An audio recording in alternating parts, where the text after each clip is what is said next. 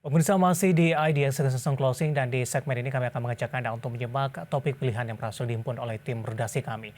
Di mana kebijakan Bank Indonesia yang kembali menaikkan suku bunga sebesar 50 basis point diprediksi akan menjadi sentimen positif untuk saham konsumer non-siklikal.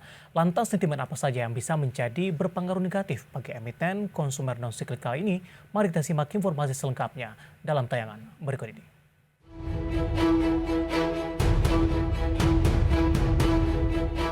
Kenaikan suku bunga Bank Indonesia diproyeksi akan menjadi sentimen positif bagi emiten-emiten di sektor konsumer, seperti PT Mayora Indah Tbk, PT Indofood Sukses Makmur Tbk, serta PT Indofood CBP Sukses Makmur Tbk.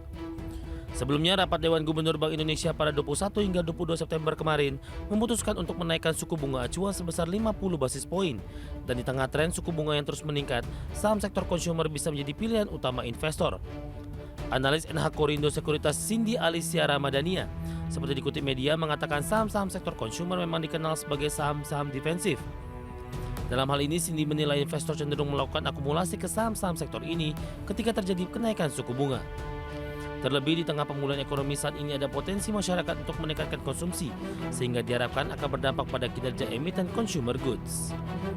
Bank Indonesia memproyeksi pertumbuhan ekonomi Indonesia tahun ini akan tetap berada di kisaran 4,5 hingga 5,3%. Gubernur Bank Indonesia Peri Warjio mengatakan proyeksi tersebut didukung perbaikan kinerja ekonomi nasional yang terus berlanjut dan semakin membaik.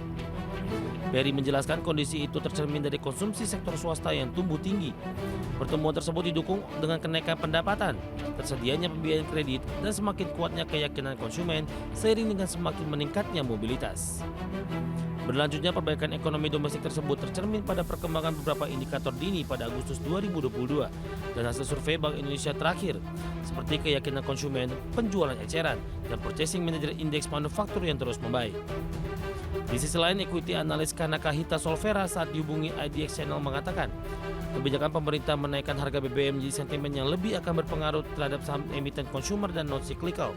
Pasalnya harga BBM yang lebih tinggi akan berdampak pada seluruh rantai pasokan. Namun yang patut digarisbawahi yakni pada saat kenaikan harga BBM pada periode 2013 hingga 2014, perusahaan sektor konsumer masih mampu bertumbuh, di mana pada saat itu pemerintah menaikkan harga BBM jenis premium sebesar 44% pada Juni 2013, diikuti kenaikan 31% pada November 2014 menurut catatan BRI dan Reksa Sekuritas. Kala itu perusahaan konsumer masih berhasil mencatatkan pertumbuhan top line dan bottom line.